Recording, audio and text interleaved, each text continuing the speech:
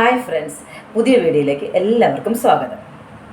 ഇന്ന് ഒരു ഹെൽത്ത് ടിപ്പുമായിട്ടാണ് ഞാൻ വന്നിരിക്കുന്നത്.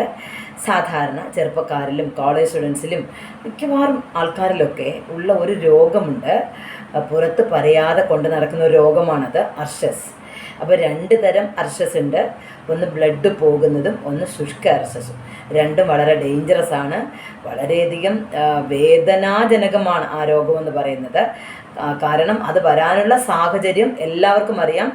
ജങ്ക് ഫുഡ് കഴിക്കുന്നവരിലും കോള പോലുള്ള ബോട്ടിൽ പാനീയങ്ങൾ കഴിക്കുന്നവരിലാണ് ഇത് കൂടുതലും ഉണ്ടാകുന്നത്.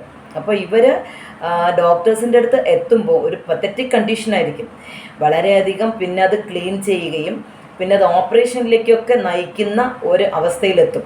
നിങ്ങൾ ഓർക്കണേ, ഈ പൈൽസിൻ്റെ ഒരു ഓപ്പറേഷൻ എന്ന് പറയുന്നത് നമ്മുടെ തല വെട്ടി മാറ്റുന്നതിൻ്റെ അത്ര വേദനയാണ്. ഞാൻ അങ്ങനെ ഒരു രോഗിയെ നേരിട്ട് ശുശ്രൂഷിച്ചതിൻ്റെ അനുഭവം കൊണ്ട് പറയുകയാണ്.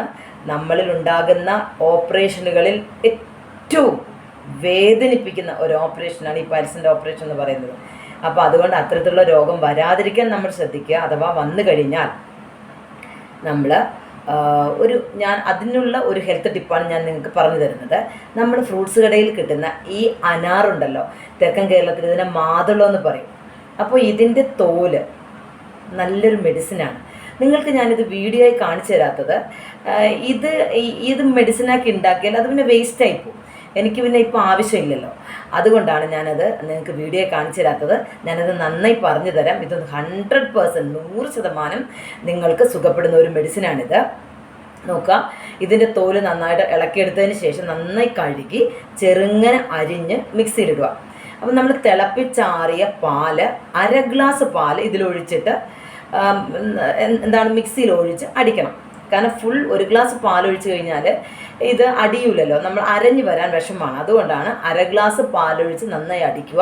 എന്നതിന് ശേഷം അരിച്ചെടുത്തത് അതിലേക്ക് ബാക്കിയുള്ള പാലും കൂടെ മിക്സ് ചെയ്ത് വെറുവയറിൽ 7 ദിവസം കഴിക്കണം. എത്ര ദിവസമാണ്? 7 ദിവസം. രാവിലെയാണ് കഴിക്കേണ്ടത്, വെറുവയറാണ് കഴിക്കേണ്ടത്. വെറുവയറെന്ന് പറയുമ്പം ഭക്ഷണം കഴിക്കുന്നതിന് മുമ്പാണ്. പക്ഷെ രാവിലെ എണീറ്റാൽ പല്ല് തേക്കാതെ 1 ഗ്ലാസ് വെള്ളം കുടിക്കുന്നത് നമ്മുടെ ഡൈജഷനെ പ്രൊമോട്ട് ചെയ്യാമെന്ന് നിങ്ങൾക്ക് ഞാൻ പറഞ്ഞു തന്നു.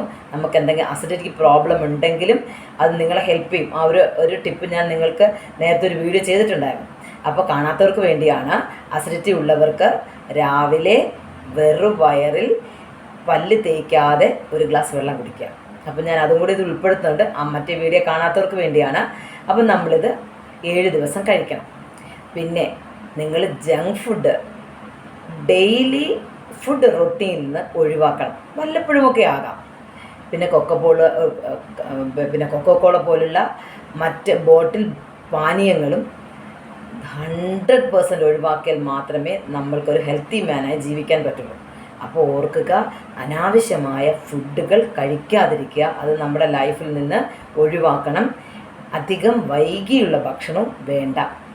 11 മണിക്ക് ശേഷം ഭക്ഷണം കഴിക്കുകയേ ചെയ്യരുത്. അതിനുശേഷം കഴിച്ചാലുണ്ടാകുന്ന ഹെൽത്ത് ഇഷ്യൂസിൻ്റെ ഒരു വീഡിയോ ഞാൻ ഉടനെ ചെയ്യുന്നുണ്ട്. പക്ഷേ നിങ്ങൾക്ക് പ്രയോജനകരമായ ഒരു മെഡിസിനാണിത്. നിങ്ങൾക്ക് ഇഷ്ടമായാൽ നിങ്ങൾ ലൈക്ക് ചെയ്യണം. പിന്നെ മറ്റുള്ളവരിലേക്ക് ഇത് ഷെയർ ചെയ്ത് കൊടുക്കണം കേട്ടോ. Okay, bye bye, Tata.